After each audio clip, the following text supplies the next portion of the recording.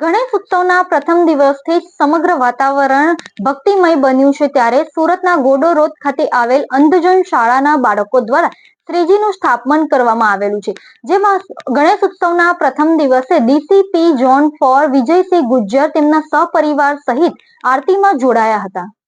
સુરતમાં વાજતે ગાજતે ઠેર ઠેર શ્રીજીનું ભવ્ય આગમન થઈ ચૂક્યું છે ત્યારે